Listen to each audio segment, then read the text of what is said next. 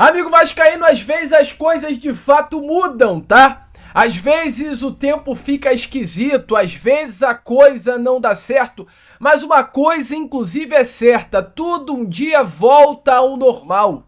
E as coisas aos poucos vão voltando ao normal. É o Vasco passando para as quartas, é o Botafogo passando para as quartas, é o Fluminense passando para as quartas, e eu queria saber cadê o maior elenco do Brasil, o elenco mais caro do futebol brasileiro. Dos 8 que estão presentes nas quartas de final, 3 são cariocas, os maiores do Rio de Janeiro estão presentes na fase e que estão os 8 melhores clubes do Brasil. Alô, presidente Pedrinho, você não estava errado, né? O Vasco é top 8 da Copa do Brasil. Querendo ou não querendo, tirando a brincadeira, é claro, o Vasco está classificado para as quartas de final da Copa do Brasil. Uma classificação muito importante. Uma vitória para lavar a alma do torcedor vascaíno. O torcedor, ele precisava ver o Vasco vencer. A gente brinca, a gente zoa. Você, eu, todos nós estamos felizes e temos que ficar felizes. Errado seria se você aí do outro lado ou se eu aqui desse lado estivesse triste. Jamais. A partir do momento que o Vasco dentro das 4 linhas faz um jogo como fez hoje e consegue passar de fase, eu tenho obrigação como torcedor vascaíno de estar feliz, de estar animado, de estar com novas expectativas. O Vasco hoje, ele faz um primeiro tempo de almanaque. Acabou o jogo agora há pouco e eu cheguei até a ouvir alguns minutinhos do Seleção Sport TV. E teve um amigo que confidenciou, eu não lembro a quem estava na bancada, não lembro aqui pra falar, mas ele diz, foi o melhor primeiro tempo do Vasco no século. Eu não sei se do século, mas eu tenho certeza que de 2025 sim. Talvez também de 2024, talvez também de 2023. O Vasco, ele faz um primeiro tempo simplesmente perfeito. Um primeiro tempo que se assemelha muito a um jogo que o Vasco também faz na Copa do Brasil contra o Água Santa em 2023, ainda sob o comando do técnico Ramon Dias, no mesmo São Januário. Um primeiro tempo perfeito, primeiro tempo sem errar, jogando bola, dominando, não deixando o adversário jogar, e é isso que foi impressionante. O Vasco jogou e não deixou o CSA jogar. Marcava lá em cima, bloco alto, pressão, tirando o CSA completamente do jogo. Quando tinha a bola, trabalhava e esperava a melhor oportunidade para chegar ao gol do CSA. E não à toa fez 3 gols e poderia ter saído com mais.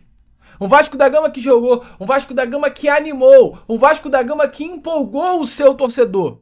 Se for o Vasco que foi visto no primeiro tempo, o Vasco da Gama ele não cai e ele poderá sim brigar por grandes coisas em 2025. Se for o Vasco da Gama do primeiro tempo, aí que está o problema. Volto a repetir o que eu falei na introdução do vídeo, no início do vídeo. Eu, Lucas, não tô aqui para criticar, amigo. Louco seria eu se após uma classificação do Vasco começasse a reclamar, a gritar. Não vou fazer isso. Mas o segundo tempo do Vasco não foi bom. E é aí que tá o problema. É a constância dessa equipe que preocupa.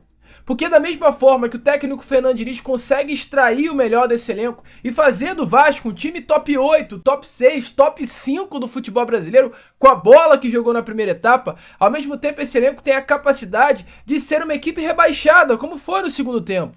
O Vasco na segunda etapa hoje contra o CSA jogou novamente um futebol de rebaixado. O discurso que eu tive no pós-jogo de sábado após a derrota para o Mirassol, eu mantenho com relação ao segundo tempo de hoje. Um Vasco com anímico fraco, um Vasco sem confiança, um Vasco sem psicológico, um Vasco que não conseguiu fazer absolutamente nada. E é o mesmo time do primeiro e do segundo tempo. Então, amigo, isso me preocupa. Se o Vasco manter uma constância, é nota 1000. É um time que pode deixar o vascaíno sonhar com a possibilidade de um título da Copa do Brasil, sonhar com uma vida mais tranquila no Campeonato Brasileiro. Mas, acima de tudo, me preocupa essa falta de constância. Um time nota 10 e um time nota 2 no mesmo jogo. Isso não pode acontecer. E eu espero e tenho certeza que o técnico Fernando Diniz vai falar com relação a isso dentro do vestiário. Mas eu acho que hoje foi muito melhor. E antes, rapidinho de prosseguir com o vídeo, rapaziada, deixa aí o like, que é muito importante. Muita gente acompanha o nosso pós-jogo, mas nunca deixa o like, eu não sei o porquê. Então deixa o like, se inscreva, você tá no canal do Gigante Vasco. Esse é o pós-jogo de Vasco da Gama e CSA. A vitória de hoje é fundamental. Foi fundamental. No primeiro tempo, quando o Vasco vencia por 3-0, eu falava em casa, é uma vitória para lavar a alma. Eu apontava para a televisão e dizia, eu, Lucas, e englobava até a torcida do Vasco de uma forma geral, nós precisávamos disso. Eu falei, cara, a gente precisava disso. A gente precisava de uma vitória. Mas eu queria muito que a vitória fosse construída, né, de uma forma uniforme, um primeiro tempo bom, um segundo tempo bom, para não ficar essa dúvida na cabeça do torcedor vascaíno de qual é o Vasco da temporada. Mas posso ser sincero para você, o segundo tempo ruim do Vasco ele foi legal. Porque ele não deixa esse elenco numa sensação de que é bom o suficiente para tranquilizar e não deixa o torcedor vascaíno com uma sensação de talvez a gente não precise reforçar. O primeiro tempo que o Vasco fez foi um primeiro tempo muito bom. Mas o segundo tempo ele deixou nitidamente, né, as falhas, os erros, né, os pontos negativos desse elenco completamente expostos. E mostrou o seguinte, precisa de fato de reforços, precisa de fato de mudanças, precisa de fato de novidade. O bom desse mau segundo tempo do Vasco da Gama foi dar uma acalmada para o torcedor vascaíno. Porque se o Vasco tem um segundo tempo igual ao que foi no primeiro tempo, o meu discurso aqui completamente seria outro. Seria um discurso de mais empolgação, mais euforia, mais animação, mais expectativa. E eu acho que nesse momento o Vascaíno não pode ter isso. Volto a repetir, tem que ficar feliz sim com a classificação, mas é pés no chão. O Vasco venceu, não gosto de um discurso de que o primeiro tempo foi bom, mas foi contra o CSA. Eu não acho esse discurso válido. Porque o Vasco na semana passada enfrentou o mesmo CSA e penou para empatar. Quase sai derrotado de Alagoas. Esse mesmo CSA eliminou o Grêmio. O mesmo CSA que hoje enfrentou o Vasco eliminou o Grêmio dentro da arena. O Grêmio decidindo em casa. Então não me venha que o CSA é um clube bobo. É um clube de terceira divisão. Eu acho que o Vasco tinha e tem sempre, quando enfrentar clubes como o CSA, a obrigação de passar. Essa é a minha visão, mas Copa, a parada é diferente. Ontem a gente viu um Atlético Paranaense, que é o 12º, salvo engano, colocado da Série B, eliminando o São Paulo, que é top 10 da primeira divisão. Copa, amigo, a parada é outra. O pequeno vira grande, o fácil fica difícil. Então o Vasco, ele hoje passou, tinha a obrigação de passar, mas o que eu acho legal é a forma como o Vasco passou. O Vasco se impôs, dentro de casa falou, quem manda aqui sou eu. Isso é muito bom. Isso foi muito interessante, mas volto a tocar na tecla do segundo tempo. Negativo, e ficou evidente que necessita-se de reforços para esse grupo. Olhando peça a peça desse elenco, Lucas Freitas jogou muito bem, Hugo Moura surpreendeu positivamente na zaga, mas eu acho que ele não é zagueiro. O Vasco precisa contratar um jogador para esse sistema defensivo. É mais um jogo do Vasco da Gama, inclusive sem o jogador João Vitor, que o Vasco vai bem, que o Vasco não sofre na linha defensiva. Eu acho que tá mais do que nítido para o torcedor, eu espero que fique nítido para o Fernando Diniz, que o problema do Vasco, olhando o sistema defensivo, é sim o João Vitor. E se o Diniz acha que não é, o torcedor acha que é. Porque não dá mais esse rapaz ficar atuando como titular da zaga.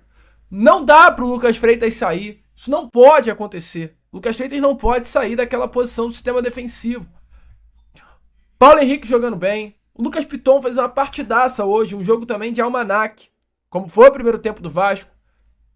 O Jair fez uma partidaça. Se for esse Jair, que vai ficar até o final do ano de 2025, amigo, o Vasco tem um grande volante novamente.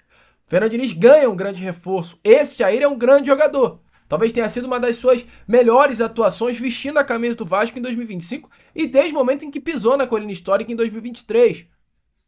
Ao lado do Jair, o Tietê é um personagem ímpar, porque eu acho que desses últimos 7 jogos, e até mesmo antes mesmo da parada para a Copa do Mundo de Clubes, é um dos únicos jogadores desse elenco que joga, que tá regular.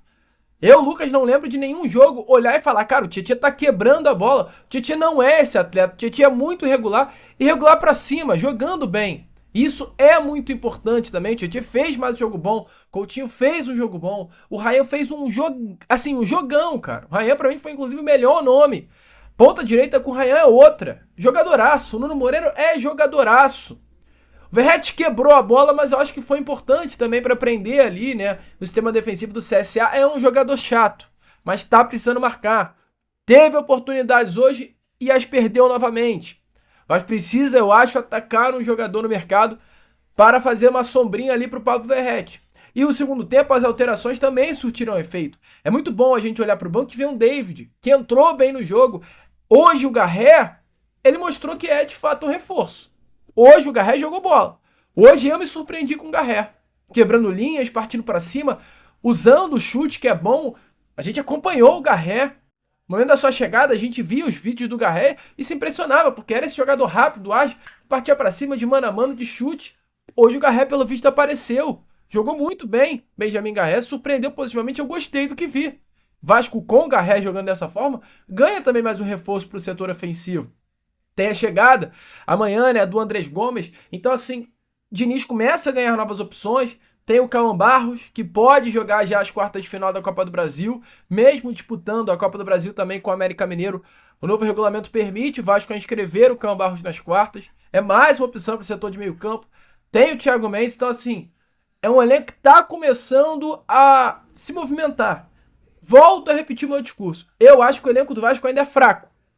Mas esses jogadores, eles têm potencial para crescer, para evoluir, para sair hoje de muitos que estão numa nota 4 e chegar a uma nota 7, quem sabe a uma nota 8. E eu espero que o técnico Fernando Diniz consiga fazer isso. Hoje, contra o CSA fez. Domingo, tem mais um jogo grande, um jogo importante, jogo duro, contra o Atlético Mineiro. E domingo é o jogo de bater na mesa e falar, o Vasco entrou para a temporada de 2025. O jogo hoje foi para levantar o astral, que tá pesado. 7 jogos sem vencer, o astral nunca vai ficar bom. E domingo é uma partida, Dia dos Pais, para vencer. Tenho certeza que os ingressos de São Januário serão esgotados, como foi hoje. Para vencer o Atlético Mineiro, que acabou de eliminar o nosso rival. Melhorar o astral da torcida, porque você vencendo o Atlético, querendo ou não, que acabou de eliminar os caras, o astral vai levantar, você vai virar para aquele teu amigo flamenguista e falar, ó, vocês perderam para os caras, foram eliminados, eu vim aqui e ganhei. Então tudo isso importa, amigo. Domingo é um dos jogos mais importantes do Vasco para a temporada de 2025. Para sair da zona, para dar essa respirada, para dar esse alívio e começar a olhar de uma forma mais tranquila para o restante da temporada. Uma coisa é certa, o Vasco está nas quartas de final da Copa do Brasil. A partir do momento que você chega às quartas de final, vale tudo, amigo. Os 8 que estão presentes nas quartas de final, todos têm capacidade para serem campeões da competição. Copa do Brasil não tem time melhor. Tem time que está mais afim. E eu espero que esse elenco do Vasco da Gama esteja afim. Porque não tenho dúvidas que em todo o Brasil, quem está mais afim e mais precisando de um título sou eu, é você, somos todos nós. O Vasco passa, o Vasco vence, o Vasco está classificado. Deixe a sua opinião nos comentários sobre o que você achou dessa classificação. Eu, Lucas, vou ficando por aqui.